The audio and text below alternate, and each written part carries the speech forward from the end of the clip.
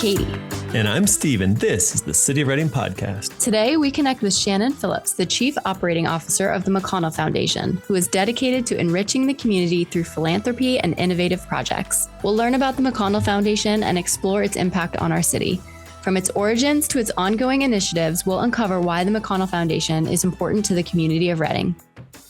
We'll also discuss one of Reading's architectural marvels, the Sundial Bridge.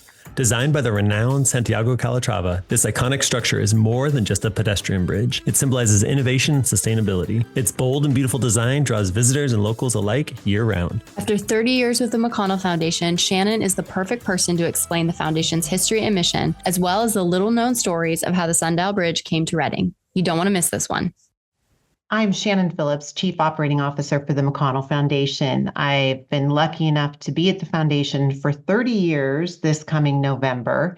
I started as a program officer managing our external grant program and was able to evolve into communications and then more program work. And today, as our Chief Operating Officer, my primary focus is our day-to-day operations, our grant making, and our communications.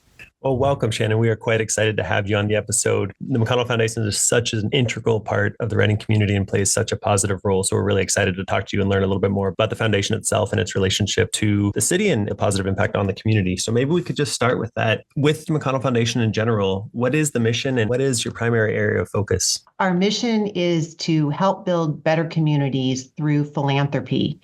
We fund in 5 Northern California counties: Modoc, Siskiyou, Shasta, Trinity, and Tehama. And we fund in the countries of Nepal and Laos. We are considered a general purpose funder because we fund in so many different areas. We're not in a single issue area like education, for example. We're also a private independent foundation because we have no living family members that serve on our board. And I love working for the foundation because we have the ability to think long term. We look out to the future quite far. In fact, Mrs. McConnell used to say, look out 50 years and come back. The flip side to that is we have 5 directors, so we have a small board. We have a staff of 37. We're based in Reading. And our board can be nimble and quick about making responsive decisions if needed. So we also get to not only be long-term thinkers, but we can also be responsive grant makers when needs arise. McConnell does so much in this community and in 5 other counties. Can you share some specific projects that the McConnell Foundation has done, let's say specifically in Reading, that are just really impactful in your opinion?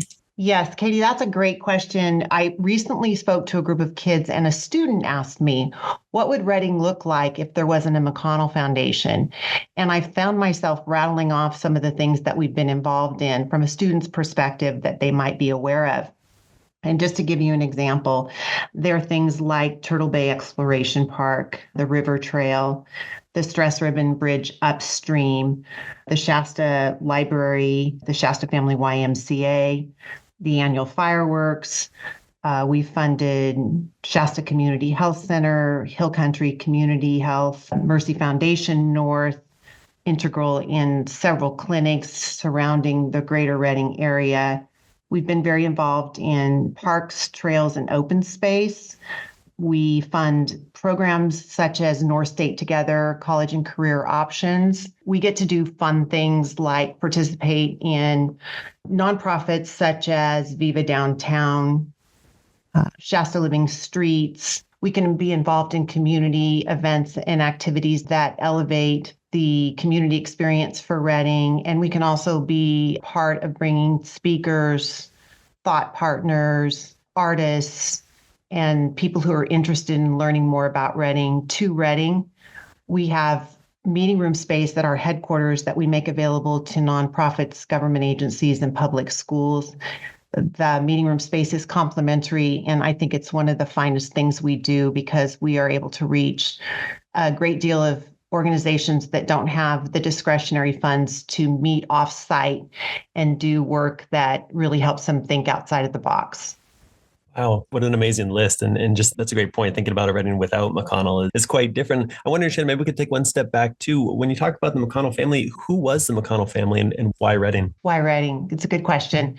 So our founders, Carl and Leah McConnell, Mrs. McConnell was born in Humbug, a mining camp just north of Wairika. So she was born in Siskiyou County. She met Mr. McConnell when he was visiting in Siskiyou County and inquiring about some real estate at the Siskiyou Title Company where she worked. They forged a long relationship, were married almost 50 years. They had no children between the two of them. They were entrepreneurial and they knew that they would have significant resources at some point in their lifetime. So in 1964, they established the McConnell Foundation as a private independent foundation, and knowing that someday they would have significant resources. It wasn't until the mid 80s when Mr. McConnell passed away at the age of 80 that we really started to have some funds to actually do a formal grant making program. So we were really lucky that from, the uncommon generosity of two came a foundation to benefit many, and that we as communities that are served by the foundation really are the beneficiaries of their long-term wealth and planning. Got it. And you talked a little bit about the mission of the foundation itself. When you're determining which projects to get involved in or which initiatives to take on, how much of that is based on Mr. and Mrs. McConnell and their wishes versus forward thinking and looking at Reading as it is today and where the foundation and the directors would like to see it go? That's a great question, Steve, because one of the things about the McConnell Foundation is Carl and Leah were really generous people. They established the foundation initially with two counties, Shasta and Siskiyou County, Mrs. McConnell being from Siskiyou County and then living in Shasta County for the bulk of their married life. They were very general and very simple in the bylaws. So we have no geographic restrictions.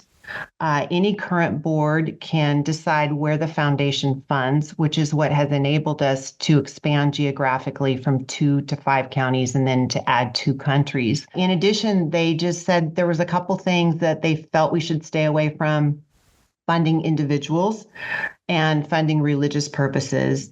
And in general, we started out doing very little operating. And part of that was because Mrs. McConnell would read the San Francisco Chronicle every day, and she tracked the Buck Trust, which was a philanthropy in the Bay Area. And they started out with a lot of money and they made many multi-year operating commitments. And then there was a downturn in the stock market and their assets dropped dramatically and they had to pull back on some of that funding. And she was fearful that she didn't ever want us to be in a position where we would overcommit and then have to take back commitments that we made. So we're really strategic about operating support that we offer and really thoughtful about sustainability of our grants. And we historically, over the last 30 plus years that we've been doing significant grant making, we've been really careful that we honor our commitments regardless of whether there's a 2008 or a pandemic or something else that comes along that causes us to tighten our belts. We still honor our commitments. Shannon, how unique is something like the McConnell Foundation? I imagine lots of communities have foundations that help with grants in some way, shape, or form, but it seems like the McConnell Foundation really has made a tremendous impact on this community. In your professional opinion, how unique is something of this scope to a community like Reading? We're actually a very big fish in a small pond in the North State. And it took me a little bit of time to realize that. And then once I realized it, I realized we have an even greater responsibility because there aren't a lot of McConnell Foundations available to our communities. The comparison, Sierra Health Foundation, which is located in Sacramento, is about 20% of our assets. So we're about 5 times bigger than they are. The Ford Family Foundation, which is located in Roseburg, Oregon, is twice as big as we are. So their assets are twice what we have. We are unique. And when we attend Council on Foundations meetings with foundations across the country, large and small, I'm always surprised how much we do and how significant our work is, and also how we're often doing many of the things that are being talked about on a national or a global basis. And it's really rewarding work. The McConnell Foundation is seen as part of so many things that happen in the community. I mean, the McConnell Foundation is a sponsor in numerous things throughout the year. I feel like people might misunderstand what the McConnell Foundation is, or they might see it as an organization that's maybe not always looking out for the best of Reading. What do you tell those people who don't have all the information about your organization and the work that you do in the community and might misunderstand some of those elements? I think that sometimes because we have such a significant presence in Reading, and we are a broad-based funder, so we're involved in many, many things. To some people, it might feel like, we have our own agenda, or we're running the city of Reading as opposed to the city of Reading running the city of Reading, or that we're advancing our own agenda and our own ideals. Our mission is so general that so many things that we do tie directly back to helping to build a better community through philanthropy. And our board has always taken the position that if we focus on what we have locally and try to grow it from good, better, best, that others from outside will find us appealing to come to move to visit. And there are times when we have historically become involved in something where, the community has criticized, are we doing it for our own benefit or for the benefit of the community? Now that I have been here for 30 years and I've had a chance to see some of the things that we have done that start out controversial and end up being actually beloved or very significant to the community, I realized that there's a little bit of us that has to have a thick skin through those things. Certainly the Sundial Bridge is a good example. When it was under construction, it was criticized for being too expensive, too cosmopolitan, too artistic, to, not Reading, to having an international architect and designer as opposed to a local or national designer. It really raised a lot of community dialogue and consternation. It brought out advocates, and it also brought opposing views out into the community for discussion and dialogue. And now as we celebrate the Sundial Bridge turning 20, I don't hear any of those things anymore.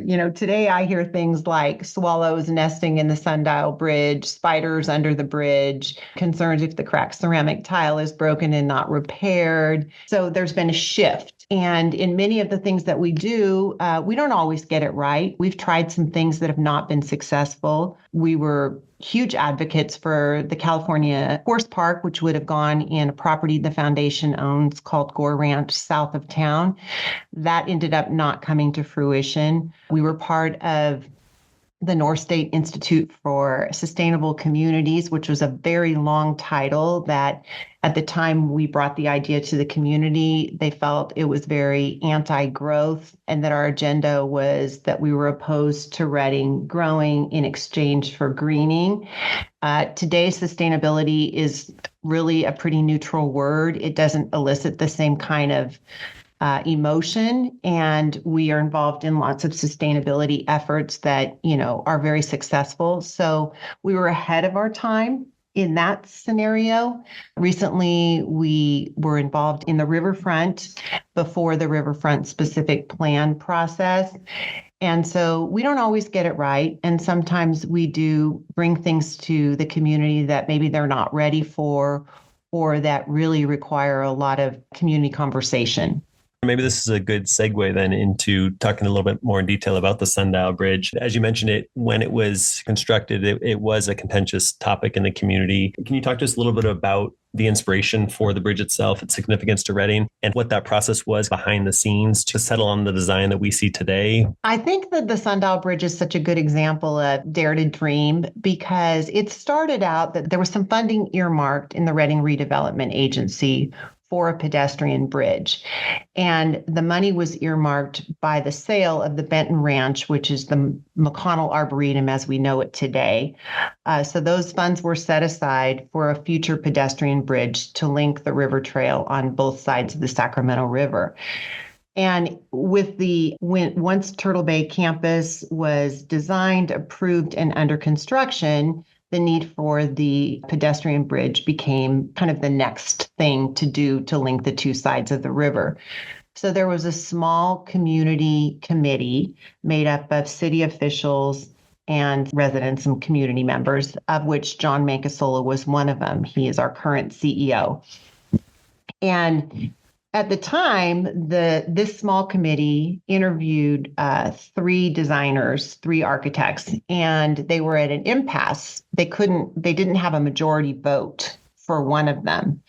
And they decided that it wasn't worth, nobody wanted to give up their vote just to settle. They really just couldn't agree. And so they took a pause.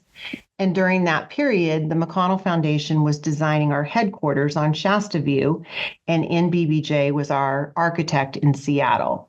And John was traveling up there periodically to meet with our architects. And Calatrava's work came to his attention. And Calatrava at that point in time had not done any pedestrian bridges in the US.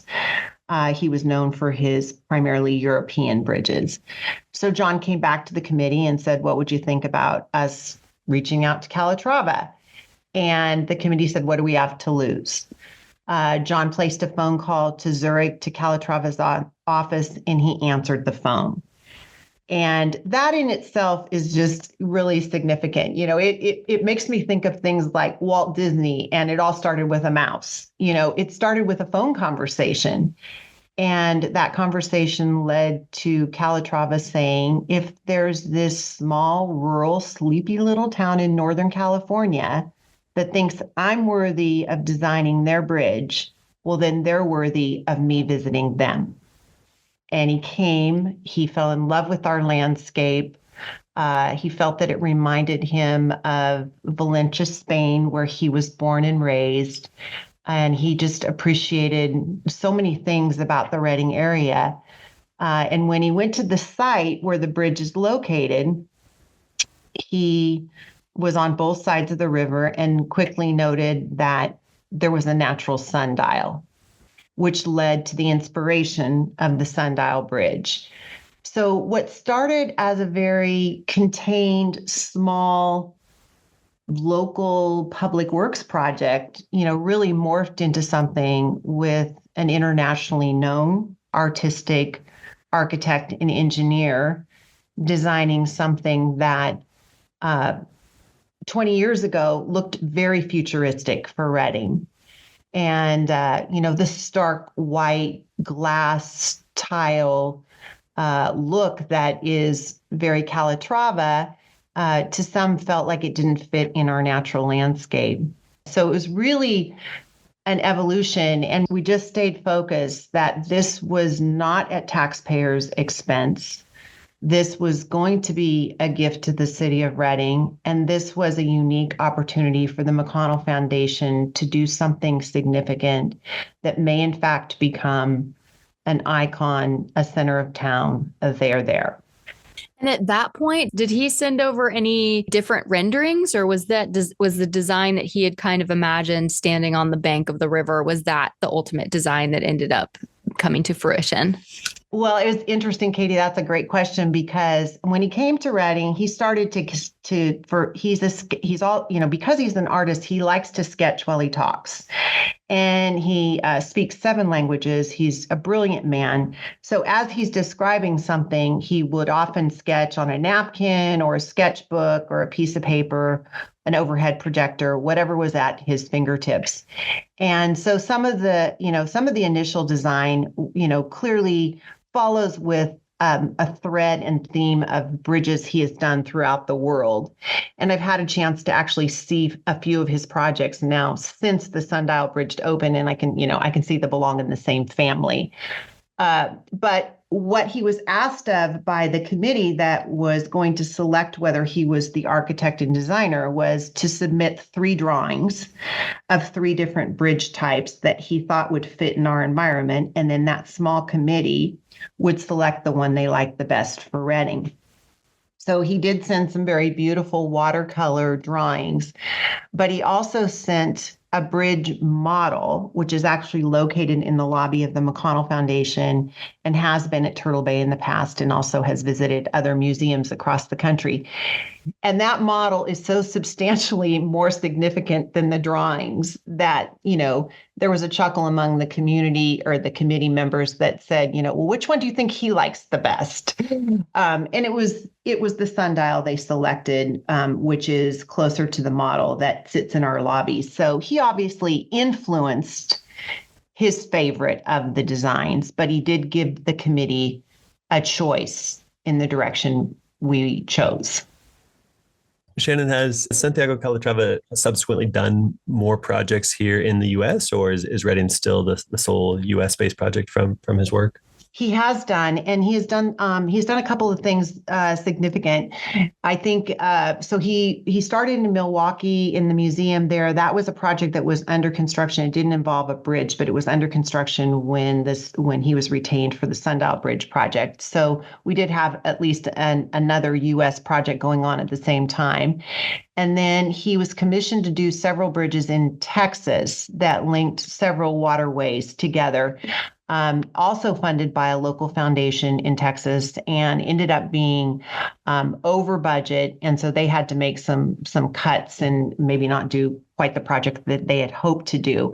But one of his more significant recent projects is he did the Ground Zero art installation in New York after the Twin Towers. And I haven't had a chance to see it myself, but I've heard it's really very beautiful. And it's at the base of the train station, I believe. Very significant piece of work that he is known for.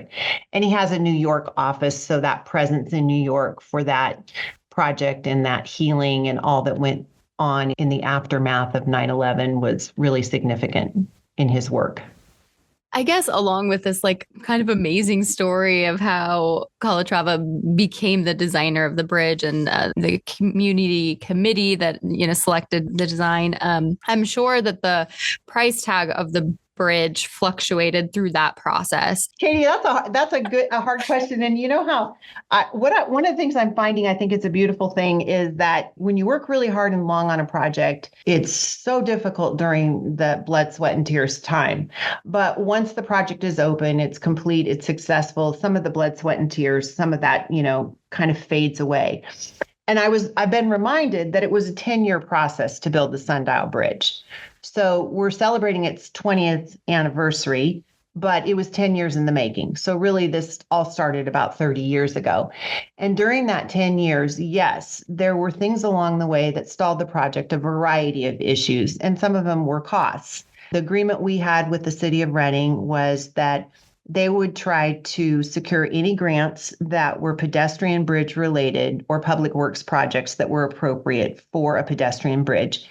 And anything over that, the balance of it, the McConnell Foundation would fund. So that price tag grew several times before we ended at the $23 million the bridge cost to complete. And I remember distinctly the very last financial decision we needed to make was we were over budget. We were on deadline to open July 4th of 2004, and the cracked ceramic tile was the last thing to be placed in place, or to be in place. And it was $250,000 over budget.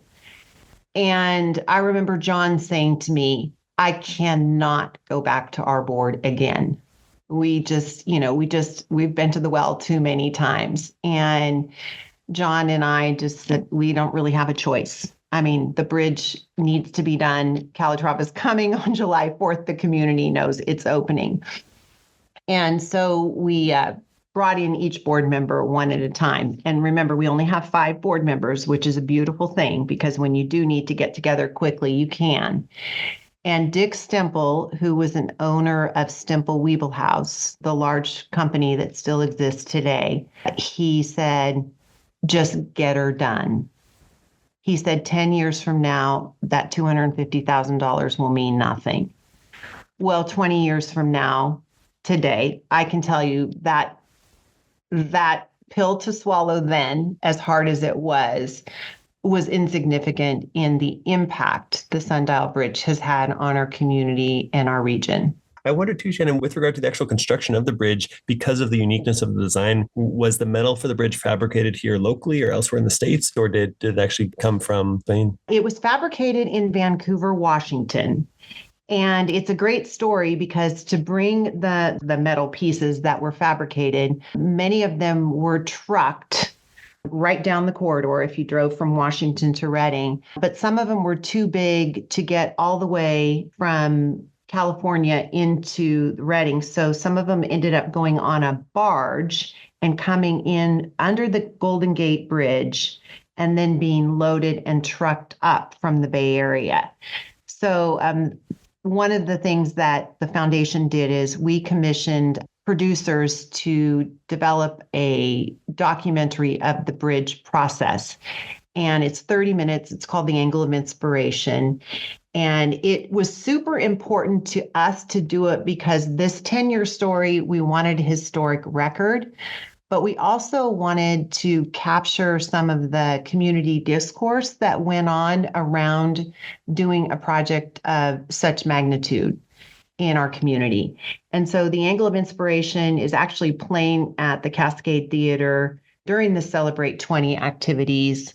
And it documents the story and the history. And it one of the things that it really features is this transport of bringing the steel to the construction site.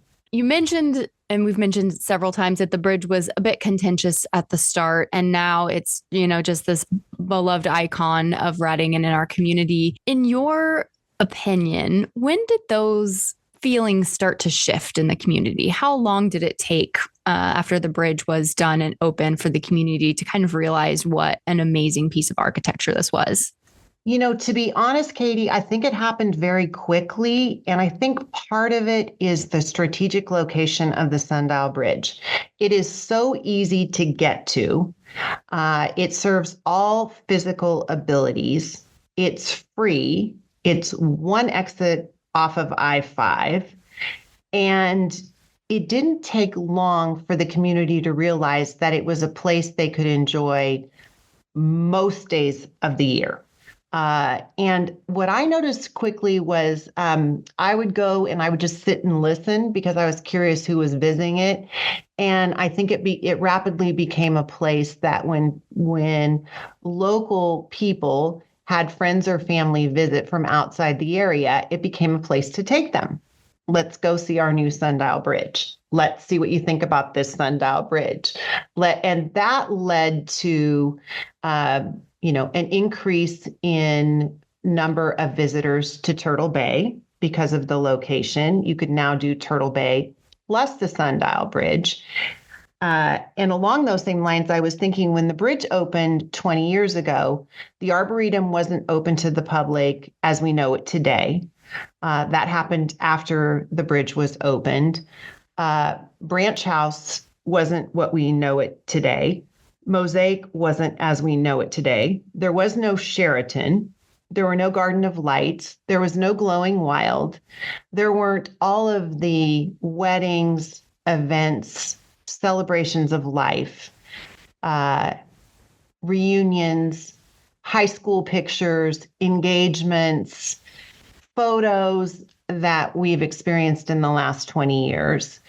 So all of those things just bit by bit, piece by piece, thread by thread, I think really turned the controversy into something that was really more a love of the Sundial Bridge.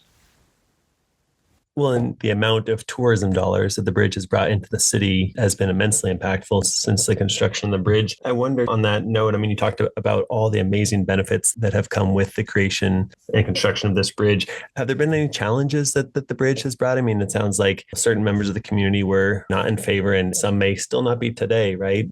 Well, there's the ongoing, there will be the ongoing challenge of maintenance and the way the gift was structured. So the McConnell Foundation gifted the Sundial Bridge to the city of Reading. So the city owns the bridge, and the bridge is located on the Turtle Bay campus, and it straddles both sides of the river. So there's an arrangement between the city of Reading and Turtle Bay for maintenance. So long we recognize that it's kind of like giving a 16-year-old a Porsche and then saying go out and now you have to insure it and take care of it. So we're mindful of the fact that we did bring this beautiful piece of art to the community, and that there's a cost and a challenge with maintaining it to a high level of excellence.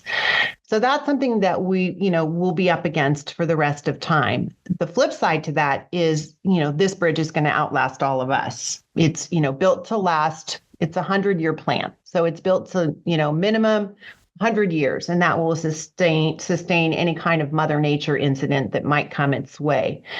So aside from general maintenance, probably the challenges we see, at least, are few and far between.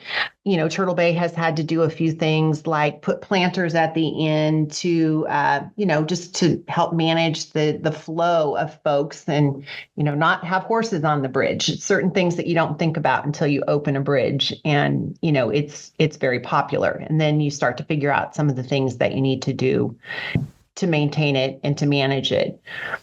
But something that was very interesting to me is when the Garden of Lights was being discussed, and the designer who advanced the idea for the Garden of Lights came to Reading, and there was conversation about, well, where should the Garden of Lights be placed on the Arboretum, the gardens? What should be the entrance? How should traffic flow? How much is an appropriate ticket price, et cetera, et cetera. And he just kind of stopped the conversation. He said, you have a $23 million front door. Absolutely, people should cross the river to walk into the Garden of Lights. And to hear someone from another place see it so clearly reminded me that we just have this really beautiful space and backdrop to do many things in the future that we haven't even thought of today. Shannon, I feel like I could just talk to you about Sundial Bridge stories all day. I'm fascinated, to use one of your phrases, kind of pulling on that thread. Are there any other fascinating or notable stories that you can pull out over the years that the Sundial Bridge has provided for either you personally or the community or people you know? Well, one of the things that comes to mind for me is, it was ambitious of the McConnell Foundation to get involved in Turtle Bay, the museum campus, initially, because there were 5 small museums in our community, and we challenged them to consider merging and becoming one. So each of them was going to give up their own boards, their own budgets, their own mission, their own vision. And we said, if you come together in the heart of Reading on this 300-acre campus, we think long-term, arts and culture is going to be more sustainable in our community. And we didn't know it then, but it was wise from the standpoint that the city was not able to continue the level of subsidy for these small museums that existed in our community long term. So funding for museums dried up over time. And so having Turtle Bay be one unified campus with the multidisciplinary approach they have is really significant. So you take Turtle Bay by itself, and that was the McConnell Foundation's first multi-year, multi-million-dollar significant capital project that kind of put us on the map a little bit in terms of funding. So during that period when Turtle Bay was being developed, my husband and I had the opportunity to go to New York twice for business meetings that I got to go as his plus one. And both times I loved Central Park. And I found myself standing in the middle of Central Park and thinking, oh my gosh, 100 years from now, Turtle Bay's 300-acre campus could be similar to Central Park. because we are going to grow. We are going to expand. California is a beautiful place to live. We're one of the sunniest places in, the country. We have so many things going for us. And it really struck me about how significant taking those 300 acres and for a very long time having them be public space, how significant that is and was. Well said. Hey, Shannon, I have one more question too about the bridge itself. I've heard, I think it's true, but maybe you could clarify. I've heard when the bridge was first constructed, the glass that folks walk over was see-through to allow pedestrians to view the salmon as they spawn in the river. And it was found that the light that was shown through the glass at night was actually detrimental to the salmon spawning, and therefore a more opaque glass had to be installed. Is that true? And if so, can you talk to us a little bit about that? Yes, and that was a final design component, was that the actual see-through intention that Calatrava first had really needed to be more opaque because of the many sunny days we have and the light, the intensity of the heat and the light that shines through clear glass. So that led to the more opaque glass decks that are in the design today. Another little fun fact about, the deck and the cracked ceramic tile, which are two of Calatrava's thou shouts, not I wish. They're very important to his design. The original cracked ceramic tile actually was designed for a climate different than ours. The tile was designed to not get too hot or too cold, and we have both freezing temperatures and very hot heat. So over a period of time, the tile started to crumble because our climate was a little bit too extreme on both ends for it. So one of the repairs that we have made is we changed out that tile to a different cracked ceramic white tile that is more durable and more conducive to our climate. And Eric Ross Tile locally installed that for us. So that is another thing along those lines where when you're doing something that comes from an international designer, from somebody who's built in another country, there are going to be a few surprises along the way, like the deck or the tile. As we've mentioned, the bridge is hitting its 20th anniversary, and Bandaloop was a performance that actually happened at the Celebrate 10, and they are coming back at the Celebrate 20. Maybe you can talk to us a little bit about Bandaloop and their involvement in the first celebration and their involvement in this year's celebration. Yes, I would love to, Katie. Bandaloop was so well received by our community at Celebrate 10. First of all, they loved being here, and we as a community loved having them. And the way the bridge is designed, the cables are very sturdy and significant. In fact, one of the things Calatrava wanted was the cables to be that could withstand the weight of a human. They were intentionally meant that this is not something we tested by seeing if it was safe for vertical dancers. And Bandaloop has performed around the world. They are a Bay Area-based vertical dancing company, and they loved the Sundial Bridge, and they loved Redding, and they loved being up on the pylon and looking out and seeing all of our natural beauty. So they've done a nice job of staying in touch with us over the last 10 years and keeping the door open that if there was ever an opportunity for them to come back to Redding, they would, if their schedules allowed, they would like that opportunity. So when a small group of us got together and started talking about whether we should have a Celebrate 20, whether we should wait till 25, pros and cons to a variety of different ideas, one of the things we all agreed was that Bandaloop was so well received that if we could bring them back, that might help us decide whether a celebration was in order. Because we really just feel it's a very unique thing to the Sundial Bridge. And so we had two criteria. One, were they going to be available? And second, we decided that if they were willing, we wanted to do extra shows this time, and we wanted the shows to be free. So they were interested. Their schedule was clear. They were willing to come, and we are able to, as a result, have them here for 4 performances, 2 mornings and 2 evenings. And they were excited to come back because they said their Their talent has improved. They have 10 years more experience. They had a love of performing here and a longing to come back. And so their enthusiasm was high for this opportunity. And it just really feels like a very beautiful way to mark the anniversary of the bridge. And at the same time, do something that we hope the community will receive as well as we think. And that is great participation.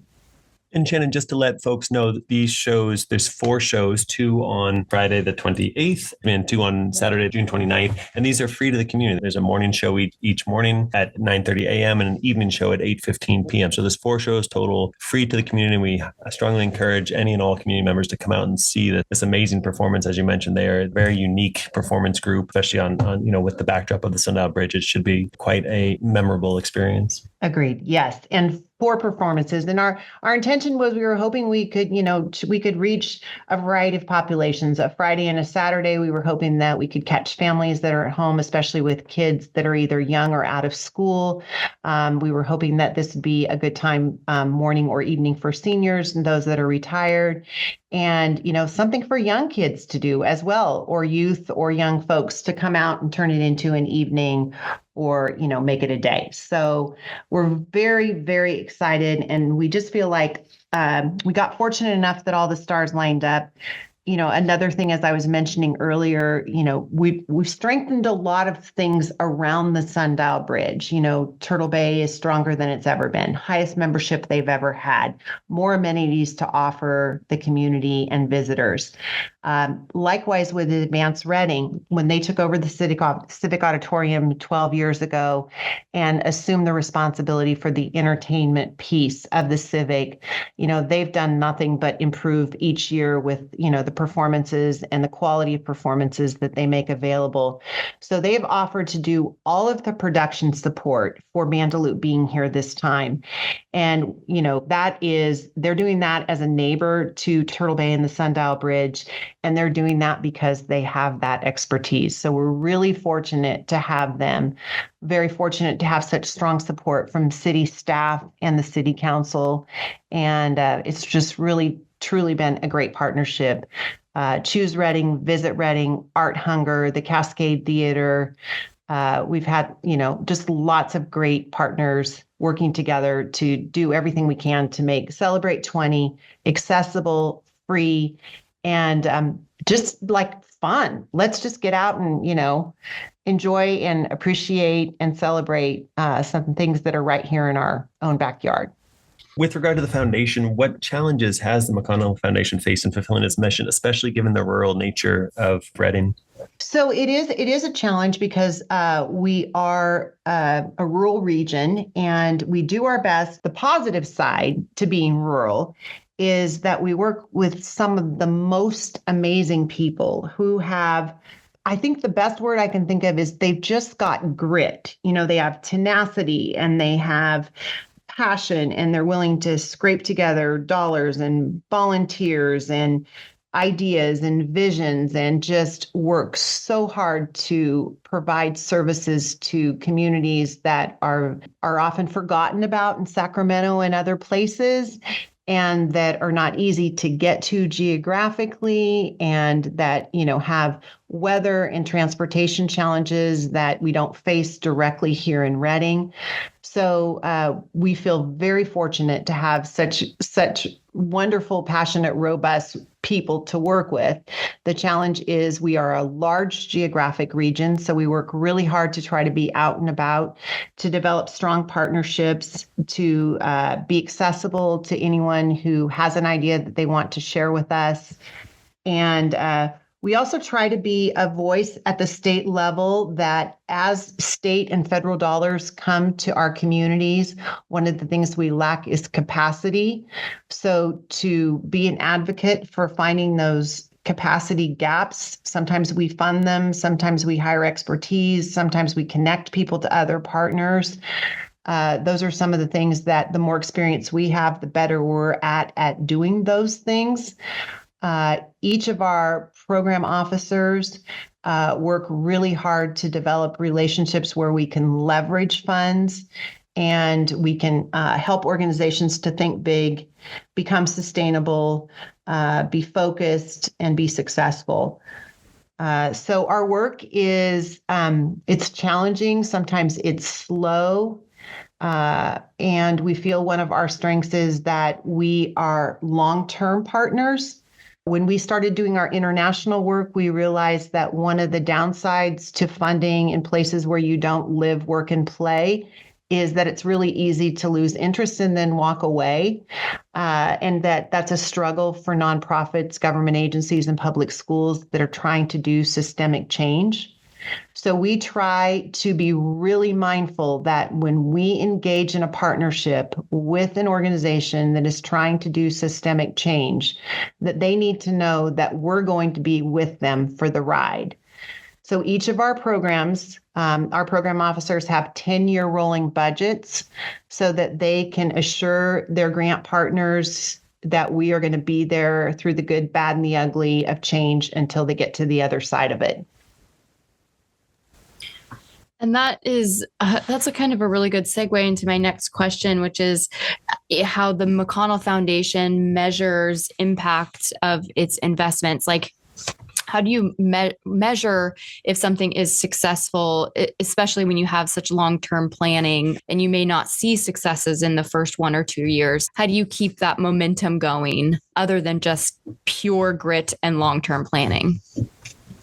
Some of our measurement is truly anecdotal. So, for example, we've been funding the Nature Bridge program where we send sophomores and juniors to Yosemite National Park for a week-long environmental education camp. We've been doing it for more than 30 years. We've never done a formal evaluation of the program, but we know from the stories we hear from the students who attend that this is in some cases a life-changing week-long experience. And, sometimes it'll be several years later where we'll hear from a student and they'll say, my Nature Bridge experience helped me decide what I wanted to major in when I went into college. And now I work for the Forest Service, or I am a volunteer in Yosemite National Park, or I'm interested in, I'm now involved in biology because of a trail hike we took. We also know that for some of these students, it's the first time that they've been further away from home than Sacramento or the Oregon border. And so just the experience and the exposure of going someplace that is larger than life itself can have an impact on kids. So sometimes, like I said, it's anecdotal and it feels good, and our gut tells us it's working, so we keep doing it. Sometimes it's more measurable because of the dollars that we fund for something early on. Those dollars can be leveraged and they can allow a mission to expand or have greater impact, and they can help an organization to become sustainable and viable long term. So we know that our initial grant making or seed money actually helped to translate to that success. Some of our grants that are, they have more metrics to them. We've gotten involved in some fire recovery work, and we have grants now from FEMA and Cal OES and Cal Fire. And so there are some government criteria that go with those grants that help us know and measure the work that we're doing. We have one program, our Scholars Program, where we give scholarships to students who are going to four-year colleges and universities. More than 90% of our students graduate. And we have over 500 students who have cycled through our program, and they stay in touch with us. That graduation rate is higher, I would challenge, than any other education entity, probably in California. So we know it's working. With that kind of a success rate. And we think we know the reasons why it's working. We just now have entered into a relationship with Shasta College where we're actually going to start to document why do we think this program has been so successful. And part of that is, like the Angle of Inspiration, we just want to record for history what we've learned and what's been successful so that it can either be replicated or for sure, at least remembered as part of our grant making history. I'm curious, I mean, obviously you have a wealth of experience with 30 years involved with the foundation. What inspires you about the foundation work? What keeps you going day in and day out? Well, one thing I didn't even touch on that is so significant that we do is we fund the McConnell Fund at the Community Foundation of the North State. It's a little under $1 million a year, and it's to the 5 counties we served. It's for projects that are 50,000 and under. And we moved that out of our we moved it to the Community Foundation to run this program for us. And we did it for a couple of reasons. One, we wanted to take philanthropy outside of our walls. 2, we wanted to engage the community in the decision making because, there are choices. We even though we have a significant endowment, we have limited resources. So we don't get to say yes to everything. And we wanted more people to understand that you're choosing between 1, 2, 3, and 4 really good projects when sometimes you can only fund 1 or 2. So the Community Foundation of the North State does an amazing job for us. And we have all kinds of great 50,000 and under projects that are happening in the 5 counties we serve. And one of the things that keeps me going, and I think it keeps my colleagues and our board members going, is annually we do a small grant tour. And we go out and we visit these projects and we choose a county every year. And I mean, it is talk about you come home that evening and you're just feeling like it is just amazing the work that people do and how a group of thoughtful, caring people can just be change makers in their communities. So that keeps me going. Doing some fun stuff along the way, like Celebrate 20. Every once in a while, it's just nice to be able to do something that's philanthropic and magical. We would never expect the city of Reading to pay for Bandaloop to come to Reading. That's something we can do that the city of Reading and its community can enjoy. So the fireworks, another example, the fireworks is $100,000 annually. The McConnell Foundation funds the fireworks. The city provides all of the in-kind support, the staffing and the logistics to pulling off the Freedom Festival. And Mrs. McConnell loved fireworks. And she used to say, that's one grant that's really easy to audit. It's up in smoke in 23 minutes. And so being able to do some fun, lighthearted things like that are what keep me going. And then the amazing, dedicated folks I work with inside the building and outside. We've got some really incredible people across this region that care deeply about their communities. And it's just nice to be part of it.